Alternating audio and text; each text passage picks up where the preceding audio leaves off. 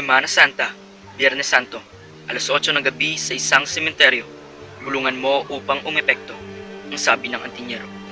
Sa paglipas ng panahon, madami ang nagbabago, nawawala. Mga bagay, tao, ang kapaligiran. Kahit ang mga paniniwala sa hiwaga at biyaya na inihahandog ng agiman. Matagal na nating pinaniniwalaan ang mga bagay na mistikal. Ninanais nating makuha ang kapangyarihan na tagilay ng mga dasal, bagay at ng mga elemento. Ninanais nating makuha ang mga kapangyarihan nito upang ito ay mailagay sa mga bagay na ating pag-aari para ating magamit sa panahon ng ating pangangailangan. Noong unang panahon, mayroong bilang ng mga individual na nagmamayari ng mga bagay na ito na kung tawagin ay agiman. Mga mandirigma, salamangkero at mga manggagamot ang mga karaniwang nagtataglay nito. Ang paniniwala sa agiman ay nagugat sa panahon bago pa man dumating ang mga Espanyol na kung saan sinasabi na nakabuo na ng sariling tradisyon, paniniwala at kultura at mga sinaunang Pilipino na ating mga ninuno. Sinasabing ang agimat ay nagmula sa mga ritual ng mga sinaunang Pilipino na kung saan ang kanilang relihiyon ay nagbibigay pugay sa mga espiritu at mga Diyos. Sa pagdating ng mga Espanyol at ng Kristyanismo ay kasabay nito ang paglawak ng konsepto ng paniniwala at pananampalataya ng mga Pilipino. Lumitaw na rin ang mga terminolohiya tulad ng Espiritu Santo, Santissima Trinidad, Sagrada Familia, Birheng Madre, ang Mata at marami pang iba. Ang agimat ay totoo nang naging parte ng ating kultura sapagkat napakadaming mga Pilipino noon ang umaasa sa mga agimat upang bigyan sila ng lakas, bilis, proteksyon, pangyarihan at kagalingan sa tuwing sila ay sasabak sa laban. May ilan ding mga kilalang katipunero at mga kilalang personalidad ang sinasabing gumagamit ng mga agimat sa kanilang mga laban.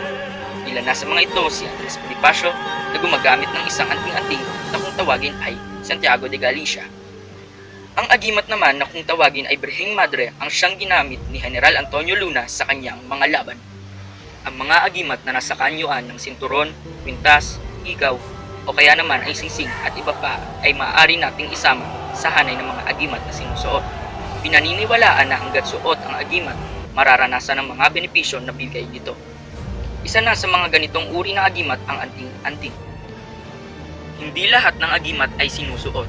Mayroong pagkakataon na nawawala o maaaring nananakaw ang agimat na sinusuot.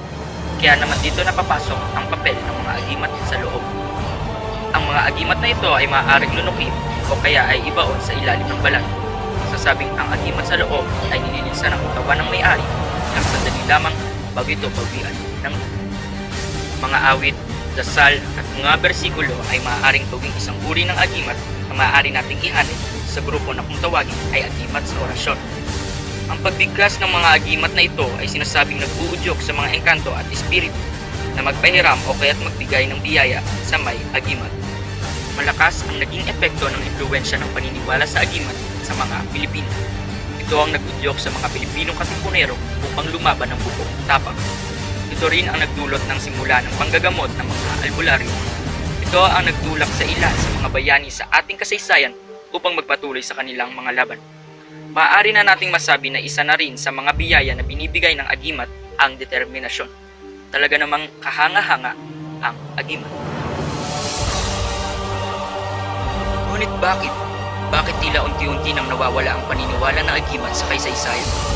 Masasabi ba natin na makaluma na ang paniniwala sa agimat at sa mga biyayang bigay nito?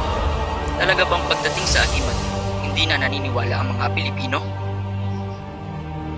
Kaya naman ay nagtungo kami sa Quiapo upang alamin kung ang paniniwala sa agimat ay nagpapatuloy pa rin hanggang ngayon. Nakakita tayo ng isang tindahan nagbebenta ng agimat dito. So, kuya, magkano po sa ganito? 100 po. May bawas na. Paano saan po ba ito? Ito sa ano po yung... Sa tape. Sa pagkainan. Sa pagkainan po. Ito po. Ayan, mag-asawan 20. Sa mag-asawa yan para hindi naghihiwalay. Okay.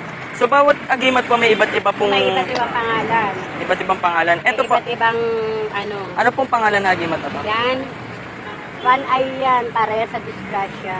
Sa disgrasya po. Ito sa disgrasya. Ito naman, pagkabuhay para sa negosyo. Sa negosyo po. Ito, St. Benedict, pangontra sa kulam, sa Parang mga barang-barang. Ito po. Iba't iba yan. Ito, dito. ito, 7 angel kaligtasan. Kaligtasan po. Pabili nga po nito. Ayan, sa disgrasya. Ano po? Salamat. May nabili na tayo agimat. So, onti pa lang ang nalalaman natin ukol sa agimat. Subukan pa nating malaman ang iba pang mga bagay. Naniniwala ka ba sa agimat? Hindi. Naniniwala po ba kayo sa agimat? Naniniwala po ba kayo sa agimat? Oo naman. Dahil unang-una dito sa Pilipinas, marami ang napoprofess na talagang naranasan nila yon, pinapractice nila yon. And even in the Bible, bagamat hindi eksaktong agimat ang ginamit, but they are called sorcerer, magicians, witchcraft. Yung mga yon, yung mga taong yon, ang actually gumagamit din sila ng agimat. Naniniwala po kayo sa anting-anting at agimat? Hindi po. Pero yung sabi mo nakakita ko, marami na akong nakita. Mga kababalagan. Lahat ng pasero sa bangka, labat, bababain lahat. Ngayon, nung siya, hawak-hawak niya yung bata, nung bumaba na siya, pinababa yung bata, ayaw niya ibaba, pinuputukan siya. Ganun Lahat, po. wala yun. Kasi po may ano po yung suit niya, wala po siya. May suot siya, sando lang na, bali yung sando niya, yun ang sando niya, nakalagay doon, yung mga nakasulat doon, Latin. Sa paglipas ng panahon, talagang madami na ang nagbago at nawala. Mga bagay, tao, ang kapaligiran, kahit ang mga paniniwala. Sa pagdating ng makabagong teknolohiya, bagong ideolohiya, maaaring sabihin na ang paniniwala sa agimat ay isang makalumang kaisipan. Gayunpaman, hindi masama ang maniwala sa bagay na mistikal. Hindi man kapanipaniwala para sa iba, wala pa rin nakakaalam. Ang kasagutan man ay mailang, isang katanungan pa rin ang matatanong. Naniniwala ka ba sa agimat?